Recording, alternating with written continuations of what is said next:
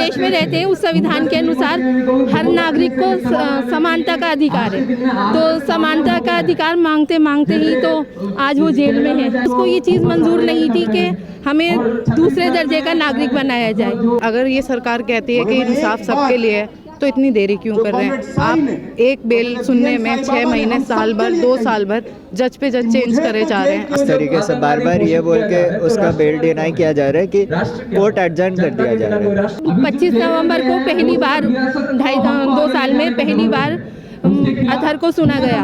लोगों ने बिल्कुल रिलीजन के बेसिस पे एक दूसरे को बांट दिया। मेरा यही उम्मीद है कि सब एक साथ हो जाएं और सारे एक साथ होकर इंसाफ की मांग करेंगे तो ज़रूर सब कुछ चेंज होगा। कोर्ट को ये पता है, स्टेट को ये पता है कि उसके खिलाफ केस नहीं बनता, इसलिए जानबूझकर इसको और ज़्यादा खींच रहे हैं। अल्लाह से यही दुआ है कि अल्लाह जज को संविधान के हिसाब से इंसाफ करने का मतलब हौसला दे, कुछ हिम्मत दे।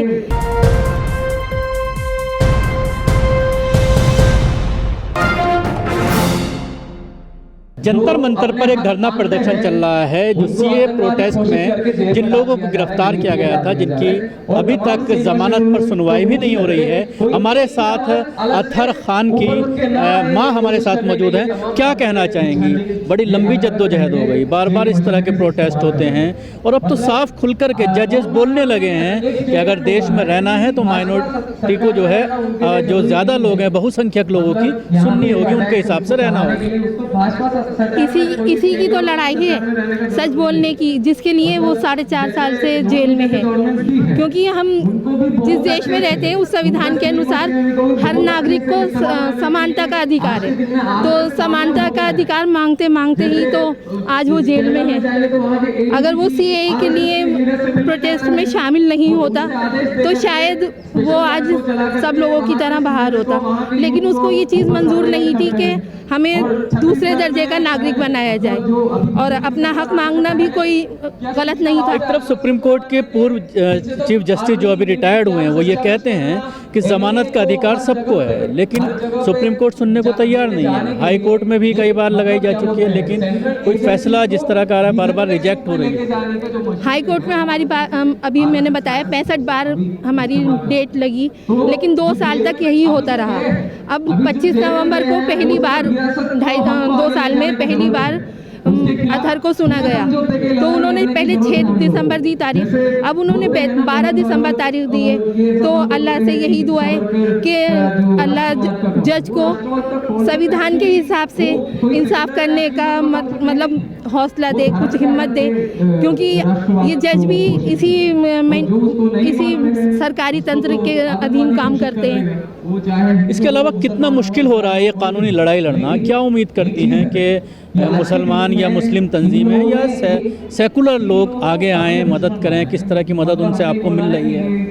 नहीं, मतलब जो तंजीमें हैं वो तो हमारे साथ हैं, और जहाँ तक और दूसरे लोगों की बात है तो काफ़ी लोग हमारे साथ हैं। और हम बस यही उम्मीद करते हैं कि हम बेकसूर हैं, झूठे मुकदमे में फंसाया गया है हमारे बच्चे को।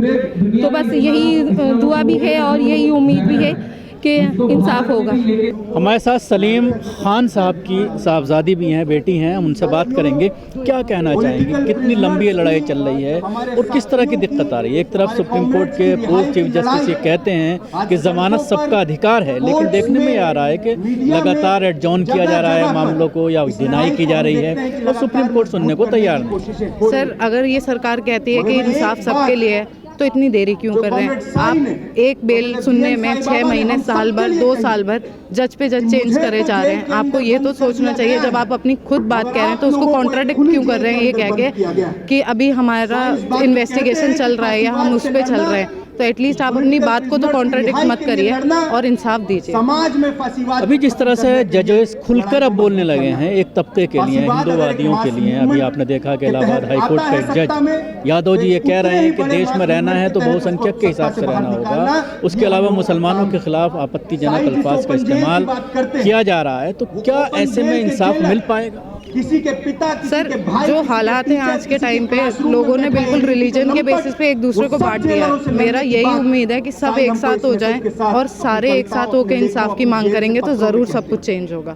साथियों, लेकिन देखने में ये आ रहा है कि एक बड़ा तबका है जो लगातार मुसलमानों के खिलाफ जहर उगल रहा है और वो संख्या अब लगातार बढ़ती चली जा रही है। पहले बहुत कम संख्या थी, अब वो लगातार बढ़ती चली जा रही है। तो क्या उम्मीद करते हैं कि ऐसे में खासतौर से अगर देखा जाए मुस्लिम ऑर्गेनाइजेशंस या आम मुसलमान या सेकुलर सोच के जो लोग हैं वो किस तरह से आपके साथ? सर मेरा मानना तो ये है कि जो लोग ये एजेंडा फैला रहे हैं कि हिंदू करो मुसलमान करो, वो चीज़ गलत है। अगर आप थोड़े सेंसिबली सोचें तो ना हिंदू और ना मुसलमान, गलत दोनों के साथ हुआ है।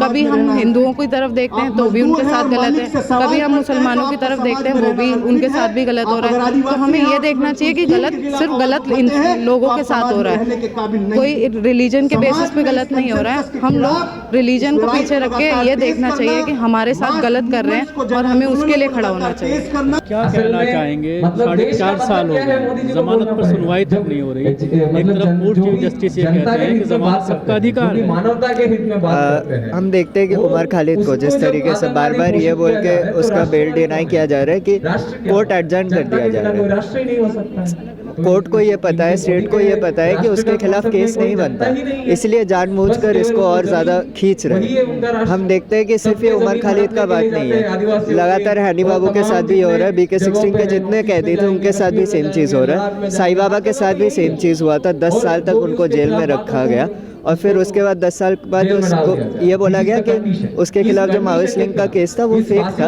उसके खिलाफ कोई केस नहीं बनता है। तो हम देखते हैं लगातार जो कोई भी आवाज़ उठाता है उसको नक्सली, आतंकवादी ये बोल के जेल में डाल दिया जाता है, लेकिन फिर पता चलता है कि उसके खिलाफ कोई केस ही नहीं बनता। अभी कल परसों ही एक प्रोग्राम में विश्व हिंदू परिषद के इलाहाबाद हाई कोर्ट के एक जज ये कहते हैं कि बहुसंख्यक समाज के हिसाब से रहना होगा देश में।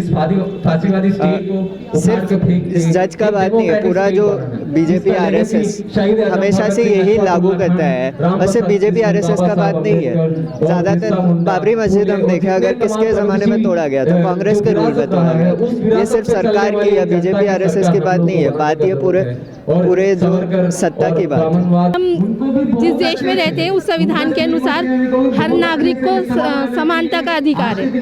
तो समानता का अधिकार मांगते मांगते ही तो आज वो जेल में है। उसको ये चीज़ मंजूर नहीं थी कि हमें दूसरे दर्जे का नागरिक बनाया जाए। अगर ये सरकार कहती है कि इंसाफ सबके लिए है तो इतनी देरी क्यों कर रहे हैं? आप एक बेल सुनने में 6 महीने, साल भर, 2 साल भर जज पे जज चेंज करे जा रहे हैं। इस तरीके से बार बार ये बोल के उसका बेल डिनाई किया जा रहा है कि कोर्ट एडजर्न कर दिया जा रहा है।